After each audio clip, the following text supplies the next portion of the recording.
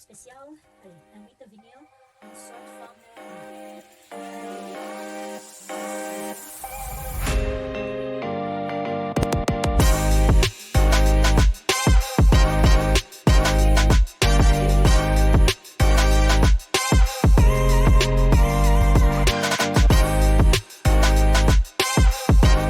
Hallo iedereen, goedemorgen. Ik ben Catherine. Ik zal beginnen met mijn de eerste stap voor naar een hobbywinkel te starten of te beginnen. Maar het is niet enkel ook een hobbywinkel dat ik wil doen, maar het is ook mijn creaties ook een keer verkopen aan die mensen die daar interesse heeft. Maar wat ga ik nu doen of vandaag doen? Ik heb niet veel tijd. Moet ik echt beginnen met design te maken voor Halloween. Maar ja, mijn app werkt niet zo goed. Of te strak. Ik weet niet waarom. Dus ik heb een heatpress gekocht. Denk verleden maand. Ik heb ook een Crycut snijmachine. En staat alles hier, alles over Crycut en daar ook, over mijn materialen. En het is ook, dit is een klein bureautje, maar ook, ik kan dat ook gebruiken als mijn hobbykamer. Ik ben juist maar aan het begin. Ik ben nu in verlof, dus als ik weer terug ga werken, dan heb ik niet zoveel tijd meer. Dus ik moet dat nu al doen voor Halloween. Maar zal denk ik later zijn dat jullie die vlog gaat zien. Want ik heb gisterenavond besteld. En dan ook gisterenavond heb ik ook die verschillende vinyls gekocht. En ik wil iets stralend en iets opvallend. Je gaat wel zien. Nee? Ik ga niet zoveel spoilen. Ja, dus we gaan nu beginnen. Ik stel voor dat wij maar, dat ik dat maar een uurtje moet doen. Want straks ga ik ook een keer opruimen. En dan een keer eten. Mijn lunch eten. En dan naar mijn zoontje gaan. In de namiddag. Dus ik heb echt niet zoveel tijd. Dus, dit is mijn Crycut snijmachine. Oké. Ik heb dat 2 jaar geleden gekocht. En deze heb ik geprobeerd. Want ik heb een heatpress gekocht. Die daaronder zit. En ik heb dat geprobeerd, want het was gratis. En ik heb hier ook iets voor de lichtverlichting, want hier is echt donker. Dus dat helpt wel. En mijn laptop is hier. Dat is mijn privé laptop, maar ik heb ook een werklaptop of een schoollaptop. Maar die gebruik ik gewoon voor mijn onderwijs. Ik volg afstandsonderwijs. Dat is mijn balletje. Ik heb dat gekregen van, ik kocht toen ik zwanger was van mijn zoontje. En daar is al die mapjes. Hallo iedereen, het is weer ik, Catherine. De eigenaar van TTC. Voordat ik ga beginnen, ik ga jullie tonen wat ik heb besteld via een hobbywinkel in België. Dus, dit is mijn plan om voor die Halloween zo'n beetje Halloween print op een t-shirt te laten maken of bedrukken. Dus ik heb daarvoor zo'n opvallend en stralende vinyl nodig, of vinyl. Hoe moet je dat uitspreken? Ik weet het niet. Dus, hier heb ik ze. Ik heb dus een metallic vinyl gekocht. Dus, het is niet enkel voor Halloween, maar ook voor de komende thema's. Halloween, kerst, Pasen, bloemetjes voor in de zomer of ja, noem maar op. Oké. En hier ook. Dus dat was hout en die is rood. En dit is een van mijn lievelings, roze hout. Ik ben daar benieuwd van. En dan zilver. Ja, dat was de metallic. En ook nog metallic vinyl. Ik nog verschillende kleuren, maar per blaadjes dan. Want ik wil ze eerst testen. Een beetje experimenteren. En dan, als ik ze leuk vind, dan ga ik meer voor rollen kopen. Dit is ook, dit is roze. Oei, ja, ah ja, ik dacht dat er iets was. Dit is koper. Groen. Oranje, die ga ik gebruiken voor Halloween.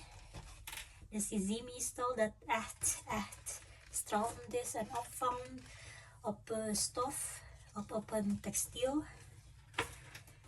Een gewone zwart. En dan toen een blauw. Ja. Dus dat zijn de blaadjes. En nu. Zo. Nu ga ik over een glitter vinyl gaan tonen. Dus ik heb hier een groene vinyl glitter. Dus meestal, ik wil ze gebruiken voor kerst, de komende kerst. Rood, dat zijn meestal kerstkleuren. En wat nog? Ja, een beetje hout. Ook een zilver. Dus dat zijn mijn glitters vinyl. Heel lang. Ik heb ook speciaal een witte vinyl. Ik kan ze in een donkere textiel erop plaatsen. Of ja, gewoon zwart en zo, een beetje. Zo. En toen, ja, dat is alles, hè. Ja, dat is alles. Ik ben benieuwd hoe ik ze, hoe de resultaat is. Maar blijf op de hoogte. En deze week verwacht ik ook nog mijn bestelling. Mijn textiel. Hallo iedereen. Ik ben terug. Oké. Ik heb al een trui gekocht voor mijn zoontje. Voor zijn zoolfeestje. Morgen eigenlijk. Voor die Halloween. Dus ik ga zo'n trick or treat. Letters en wassingbootjes met de Cricut machine snijden en toen met die heat press. En dan, ja, ik ga jullie straks zien hoe het dat eruit ziet. En zo. En ik heb de label ook weggenomen omdat ik wil proberen zo mijn eigen logo daarin te plakken. Of zoiets, we gaan zien. Dus ik ben klaar met mijn design. En mijn Cricut is nu ook al klaar. We gaan het wegdoen. Zo.